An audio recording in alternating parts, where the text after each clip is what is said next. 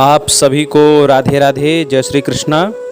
मैं सूर्यकांत द्विवेदी कैवल्य astro world की तरफ से आप सभी लोगों का एक बार पुनः से स्वागत करता हूं, एक बार पुनः से हार्दिक अभिनंदन करता हूं।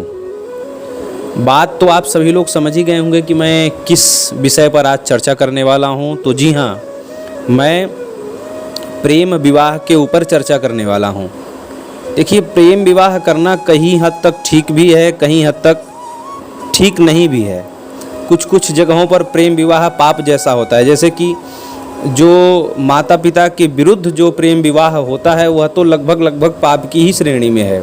और उस विवाह का कानूनन वजूद होने के बाद भी सामाजिक बहुत बढ़िया वजूद उसका नहीं हो पाता है, क्योंकि माता पिता के दरकिनार करने के बाद रिश्तेदारों के और समाज की दृष्टि से वो रिश्ता नीचे गिर जाता है, जिसके कारण उसको सामाजिक वरीयता कभी भी नहीं मिलती, जिसके कारण उसको आत्मग्लानि पूरे जीवन भर होती रहती है। तो ये इस प्रकार का विवाह नहीं।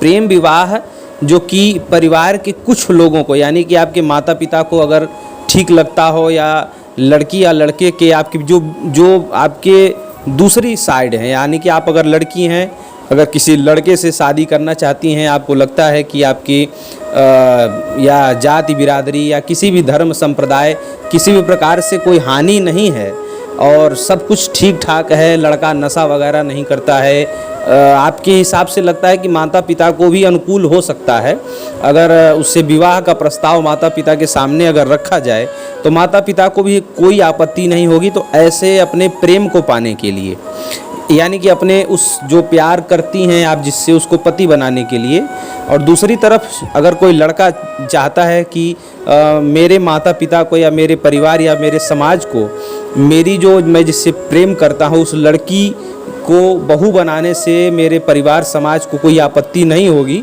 उससे कोई भी क्षति या हानि नहीं होगी, तो ऐसे अपने प्रेम विवाह को प्राप्त करने के लिए, यानी कि प्रेम को विवाह में बदलने के लिए, लोग कहते हैं कि प्यार अधूरा होता है, तो प्यार अधूरा न होने पाए, प्यार पूरा आपका हो जाएगा अगर यह प्रयोग आप लोग नियमित रूप से विधि विधान से अगर कर लेंगे और परिवार समाज की मान मर्यादा का पालन को मन में रखते हुए अगर आप लोग यह करते हैं तो आपको पुण्य भी मिलेगा और अपने प्रेम में आप लोग सफल हो पाएंगे।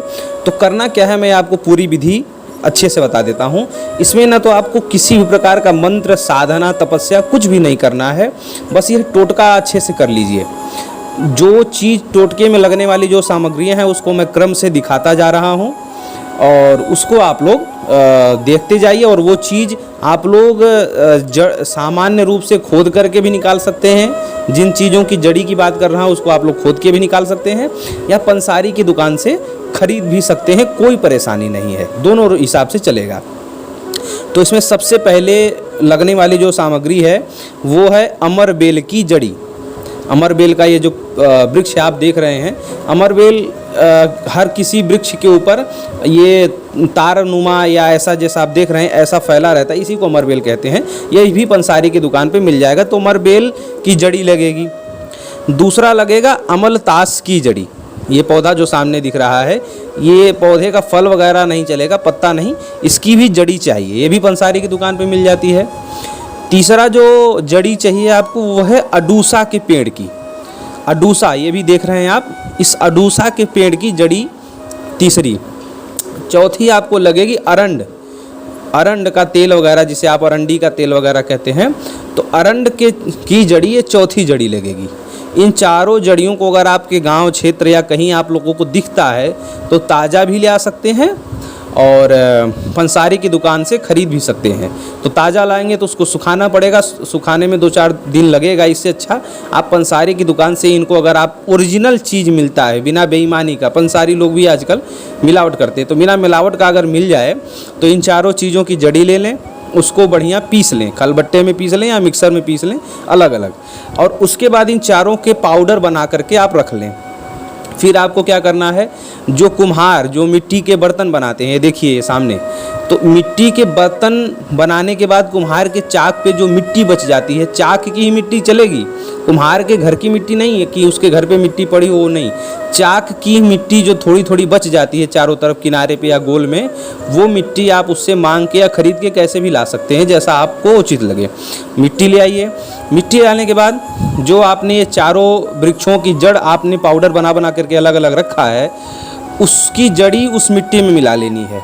ठीक है, मिट्टी में मिला लिया, उसमें पानी डाल करके उसको बढ़िया से गूँथ लीजिए आटे की तरह। और उसके बाद अगर आप लड़की हैं तो आप अपने प्रेमी की मूर्ति बनाइए।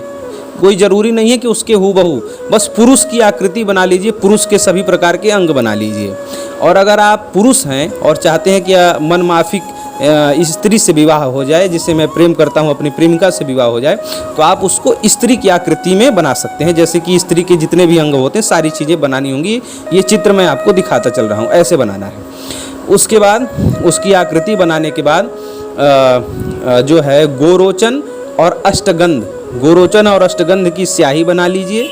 मोर का नया पुराना दुकान से खरीदा हुआ, जंगलों में पाया हुआ कैसा भी मोर का पंख हो, गोरोचन और अष्टगंध की स्याही बना करके मोर के पंख से उसके जो मूर्ति है उसके हृदय में उसका नाम लिखना है। अगर लड़की है तो लड़की का नाम, और अगर लड़का है तो लड़के का नाम। जिसकी मूर्ति आपने बनाई है उसी का नाम उसके हृदय के आसपास लिखना है। इतना होने के बाद आप लोग नहीं, क्षमा करिएगा, एक चीज़ छूट रही है। मूर्ति बनाने के बाद आपको जो गिलोय का रस होता है, गिलोय को पीस करके उसका रस निकाल लीजिए और उसके रस को उसके शरीर पर पहले लेपन करिए, पोत दीजिए थोड़ा थोड़ा। उसके बाद ऐसा नहीं कि मूर्ति टूट करके गिरने लग जाए, नहीं, उसमें क्या है, लेपन कर दीजिए हल्के हाथ से। लेपन करने के बाद फिर अष्टगंध और गोरोचन की स्याही से मोर की पंख से उसका नाम लिख दीजिए। उसके बाद उसको सूखने रहने दीजिए। सूखने के बाद उसको आप ऐसे जगह पर रखिए जहाँ पर 10 मिनट तक उसको आप देख सकते हो, यानी कि आपको त्राटक करना है, ध्यान लगाना है उस मूर्ति के सामने बैठ करके। रात में एकांत में 9 बजे के बाद आप कभी भी ये त्राटक कर सकते हैं। थोड़ा सा लाइट जलना चाहिए, आप मोबाइल की लाइट भी जला सकते हैं, और संभावना हो तो आप लोग दीपक जला लें। तो ये 10 मिनट तक उसको देखना है, उसका नाम लेना है और मन में ये विचार रखना है कि यह मेरी हो जाए और मेरी शादी इससे हो जाए, जीवन भर के लिए मेरी संगनी बन जाए, मेरी प्रेमिका मेरी पत्नी बन जाए, या मेरा प्रेमी मेरा पति बन जाए। ऐसा 10 मिनट तक एकांत में, उस समय कोई छेड़छाड़ कोई ऐसा नहीं हो, आप अकेले हों, उस समय आप ये क्रिया कर सकते हैं।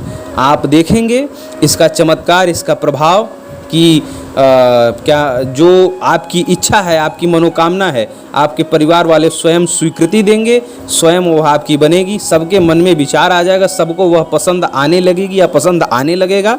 और आप देखेंगे कि आपकी जो प्रेम है, जो प्यार अधूरा था, वह प्यार पूरा हो जाएगा। वह लड़का और लड़की आपकी जीवन संगिनी या जीवन साथी बन करके सामने आपको नजर आएगा। आप जीवन में उसके साथ आनंद और खुशियों के साथ जीवन के पल बिता सकेंगे। तो आशा और उम्मीद करता हूँ कि आप सभी लोग अच्छे से समझ गए होंगे। तो इसी के साथ फिर किसी ऐसे ही चर्चा से आप सभी लोगों से जुड़ता हूँ। राधे राधे।